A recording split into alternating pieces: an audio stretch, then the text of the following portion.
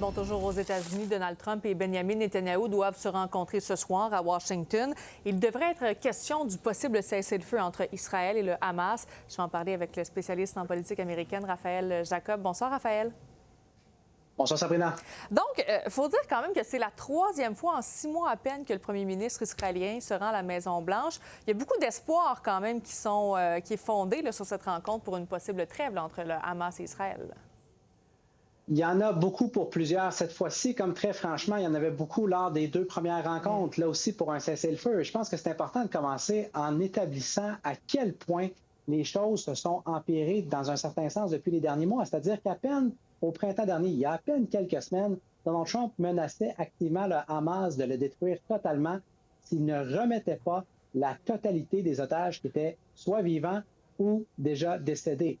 Et là, on est rendu quelques semaines plus tard où, dans le meilleur des cas, c'est même pas sûr qu'on va l'obtenir, mais dans le meilleur des cas, on aurait une entente avec la Hamas dans laquelle ce dernier s'engagerait à remettre 10 otages seulement qui sont encore vivants. Donc, on est très, très loin de ce qu'on escomptait il y a à peine quelques temps, ce qui montre que oui, il y a de l'espoir, mais c'est un espoir qui doit être tempéré dans le contexte des 2 dernières années de guerre ouverte présentement dans la région. Mais qu'est-ce qu'on doit comprendre quand même de l'attitude de l'armée israélienne dans le contexte de négociation?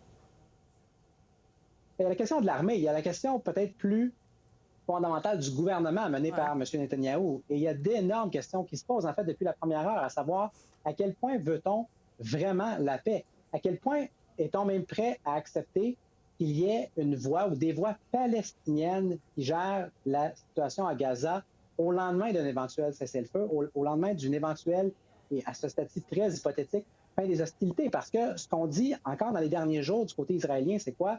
C'est qu'on ne veut personne, ni du côté du Hamas, ni même de l'autorité palestinienne qui sera aux commandes de Gaza, si on dépose les armes du côté israélien. Ce qu'on suggère, c'est une solution qui est complètement rejetée par le monde arabe, c'est-à-dire avoir une sorte de coalition de pays comme l'Égypte, comme l'Arabie saoudite, comme le Qatar, comme les Émirats, qui mènerait, si on veut, la situation, encore une fois, post-cessez-le-feu. Donc, tout ça pour dire qu'on est très loin d'une stabilité encore dans la région. Et j'aimerais qu'on termine avec les tarifs parce que, bon, Donald Trump a dit qu'il a envoyé aujourd'hui des lettres à plusieurs de ses partenaires financiers, puis que Washington va appliquer le 1er août les tarifs douaniers qui pourraient atteindre jusqu'à 50 % l'absence d'accords commerciaux avec les États-Unis. Qu'est-ce que tu penses de tout ça?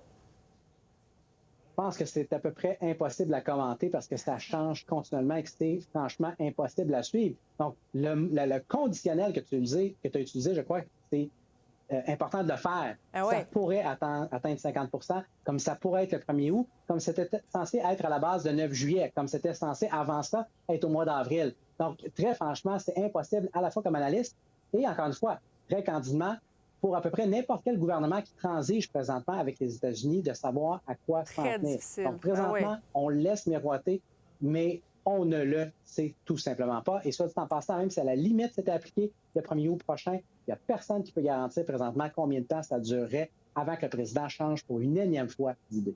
Exactement. Merci beaucoup, Raphaël.